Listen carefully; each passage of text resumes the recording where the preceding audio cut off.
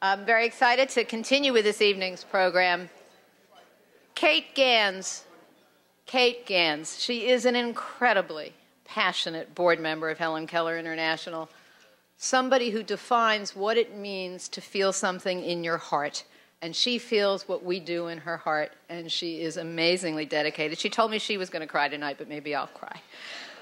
She's visited more HKI program countries than any other board member, and these were not easy trips. Long, long hours on bumpy, rutted-out roads when she wasn't feeling so well. Hotels, and I use the word hotel very loosely, without reliable electricity, without running water, or when it ran, maybe it had some bugs in it. Kate was so incredibly absorbed in seeing our programs and connecting with the children and families that we served that I swear she did not notice a single one of these hardships. She completely immersed herself in these villages, and she warmly embraced everybody she met. And she even took some of the marvelous photographs you've seen up behind me tonight. Kate's also been an incredibly generous board member and a true leader among her peers. She's inspired the rest of the board of HKI through her words and through her actions to do all they can to help the organization she loves so dearly. She is a phenomenal inspiration to me, and it's a blessing, Kate, to have you on the board of HKI. And I'm not the one who has the honor of presenting the award to her, but I couldn't resist saying a few words. It's my pleasure now to introduce you to Stephen Murphy, chairman of Christie's, who will present the Spirit of Helen Keller Award to Kate Ganz.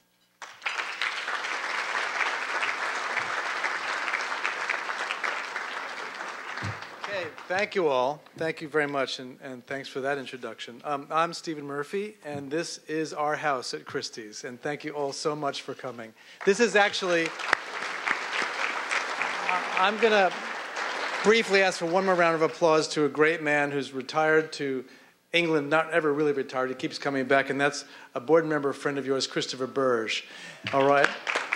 Because as you all can imagine, you know, if Yankee Stadium is the house that Ruth built, this is the house that Christopher Burge built. So here's to him tonight. All of us at Christie's are delighted and honored to welcome Helen Keller International on this occasion. And personally, I am really especially delighted and honored to introduce devoted Helen Keller International advocate Kate Ganz. That's because of many reasons, including the fact that I have known Kate for more than 35 years, which means, if you do the math, we met when we were 2 years old. Actually, I met Kate when I was courting my wife, Annie Plachette, who's here with me tonight, and Annie's parents made it clear that the Ganz family had something to say about new boyfriends. So thanks for the vote of confidence. We're still married. Thank you guys very much. Christie's was introduced to HKI through Kate. The initial connection was HKI's program to prevent river blindness, pictures of which her mother had seen and was intrigued by, and that set forth a series of events that brought HKI here and to our attention. Over time, Kate has shared with me stories of those trips that were just mentioned with the other trustees to Niger and Mozambique and Cambodia and more. When Kate talks about those trips and the program to prevent river blindness in Africa or home farming programs in Asia, I can hear and see in Kate's dedication to this endeavor the same passionate care that Kate brings to everything she does. From the academic rigor of her knowledge of drawings to the care for family and friends. Kate is something that all of you who know her very well know. It's her signature calm, gentle, keen, and tempered intelligence. I say tempered as in steel, the steel of integrity. Do not mess with Kate. It's not a good idea. Kate is firm in her convictions and admirable in her constancy. Many years ago, Kate told me about her daily visits to the National Gallery in London to observe and aid in the restoration of an amazing and important Da Vinci work on paper. And she told me how the restorer replaced tiny bits of paper excruciatingly carefully into the work to make that work whole again. Kate's admiration for him, how he made things whole again, is a reflection of our admiration for her. It's that same delicate care she brings to everything she does that makes her the perfect recipient of tonight's award. Kate, thank you so much for asking me to do this. So on behalf of everyone here, please come up and accept your award.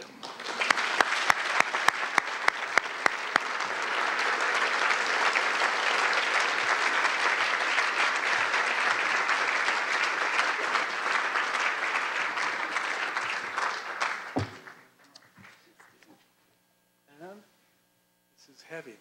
It is. I think I can manage. Okay, cool. Thank you very, very much.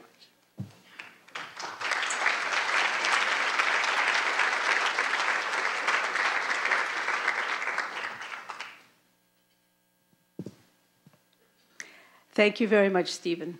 Thank you for providing this extraordinary venue for Helen Keller International tonight. And lest you think that you've just provided a room for us, in Helen Keller International speak, you have provided 10,000 doses of vitamin A for 10,000 children for 1 year. And you have provided 100 gardens, 100 community gardens that will grow vegetables that will serve 40 families each within a year. That's what Christie's donation has meant to us.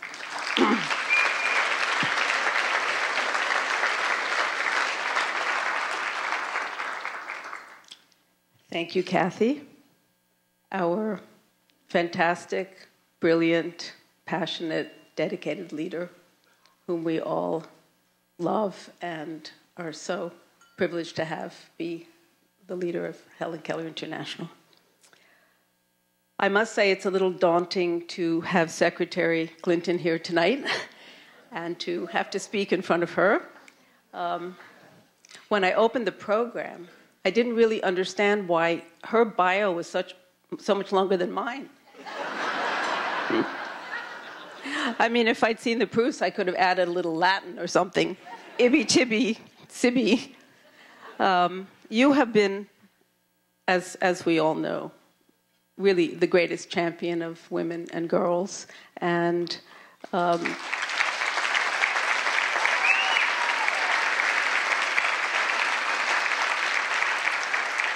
we are all so greatly in your debt and so pleased that you were able to come tonight. Thank you.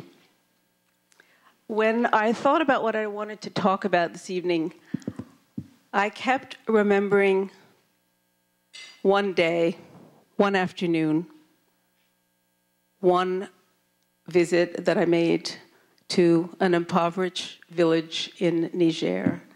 And what happened to me that afternoon, I've been on many trips, I've seen some extraordinary things, but my memory of that particular day kept coming back to me, and I thought that I would like to share it with you. We traveled several hours from the capital of Niger, Niamey, to the southwestern province, Terra, which is a very impoverished and desperate place. We had a meeting with a small village, and our project there was to begin a community effort to provide iron folic acid for pregnant and lactating women. It's a supplement that boosts red blood cells and prevents very anemic women from dying during childbirth or miscarrying.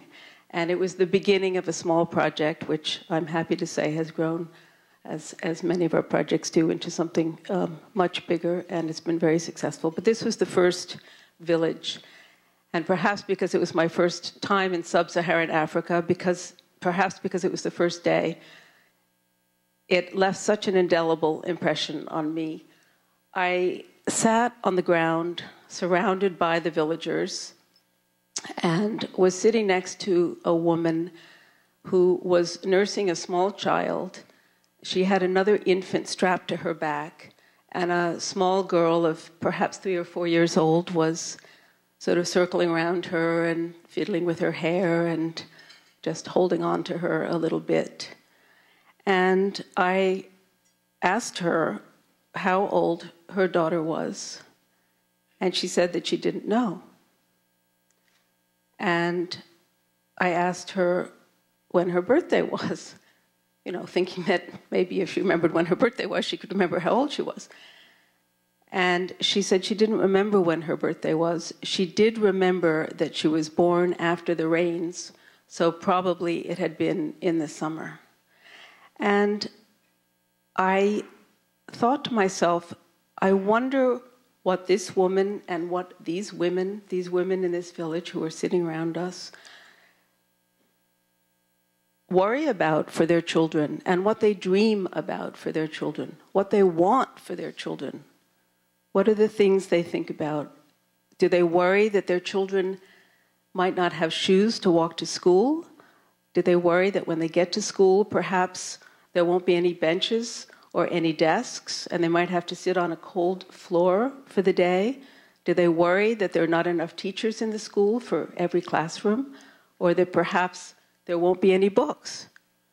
Do they even think that perhaps a child might learn to read and might one day leave that village?